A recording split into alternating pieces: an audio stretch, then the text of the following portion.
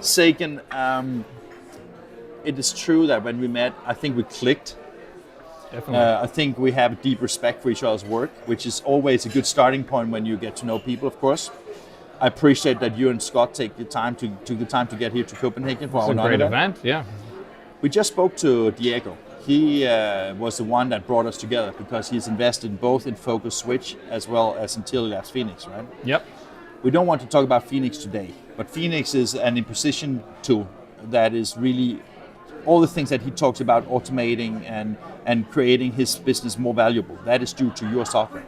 When you develop software, because when I meet you and Scott at hotels and exhibitions and Airbnbs, you are always working on new things, you're always developing. Yeah. How do you get the ideas? What is the challenges you see from a developer's perspective in relation to what is important to a printer? Yeah, well, the ideas, they come from a bunch of different places. Sometimes we run out of ideas. Really? But, well, we have a huge backlog of things we need to do. But sometimes if we're trying to approach a problem, we run out of ideas, and then you wake up the next morning and something comes to you. But, you know, and you're married? What's that? And you're married? I am, yeah. Oh, I was just because you see, you wake up in the morning and then you have a bunch of ideas for automation. It's just like, yeah, okay. Oh, that happens a lot. But the other sorry, thing, you know, it's just kidding. Yeah, sorry. Of course, you know, we're grateful for customers like Diego because they drive us and give us a lot of ideas. And I think that the Bernard Group is an example of somebody who's really driving it to its fullest extent, right? Yeah, they really do. They're pushing the boundary, and we're lucky to have a number of customers like that really use it to its full extent and also give us feedback on things they want to do that no one's doing yet. And so there's no end. It must also give you a lot of pride that see that when you and Scott started this, I mean, you as a company has developed a lot. You're more people now, but you have got more and more recognition in the market, and also because of the storytelling that where you're using Diego as an example. I mean, that really showcases the value of automation and workflow, right? Yeah, no, it's a great feeling. It's really, those are actually the best feelings. Proud? I mean, you must be proud like hell. We are. We're super proud. Some of the things that we're most proud of is when we go into a supermarket and we know, like, that was printed using our software. That's a really, because usually it's pretty abstract. Does that end like a preference purchase when you buy your, this label is made with Phoenix or? It probably would, but I don't know enough of them which one it is. But yeah, if I knew, probably. Yeah.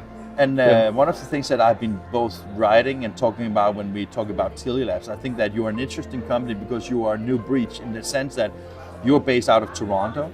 Scott is from Tokyo. Fiona is from London. George is from Cincinnati. And you got more people? Tyler's in Greenville. Yeah, people. But you are able to actually make a global company with distributed work, right? Yeah, it's hard sometimes, but I was even just thinking about that tonight. That's one of the reasons whenever we meet, you see us working, because when we do meet, that's an opportunity of face-to-face time that we don't get that much of. So we try and make use of it. And you don't chit-chat when you're working, right? No, we probably spend too much time doing that. Today you have been, you had your little walk tour to the old Copenhagen. Yeah. Did you talk tourist attractions or workflow? A little of both, probably more workflow than, we're usually talking shop. What do you think of Copenhagen so far? It's a great city. Yeah. Definitely, I've loved the walks here. Yeah. And the this area here with the ocean, it's beautiful. It's like you said, the water is really crystal clear. Yeah. And how do you think of our non-event? Of what? Our non-event, what do you think of it? Yeah, I think it's great. It's been, we're meeting a bunch of new people, and it's people that are passionate like us, so yeah. Very and your expectations for 2020 short? What do you have? Do you have new updates in new software? What do you have and what do you expect? We do, but we're not announcing that until Drupa. So we're gonna announce. So you're not telling us now? Not yet. But it'll be exciting. New products. Everybody says that when they say that. I can tell you, but I can't tell you. But it will be exciting. I believe it will. You believe it? Fair enough. But and other than that, the business keeps growing. So we doubled. We actually did double again. Really? And we're thinking we probably can do that next year too. So we'll see how long we can keep that going. And is that just because people are really starting to understand the value of your products?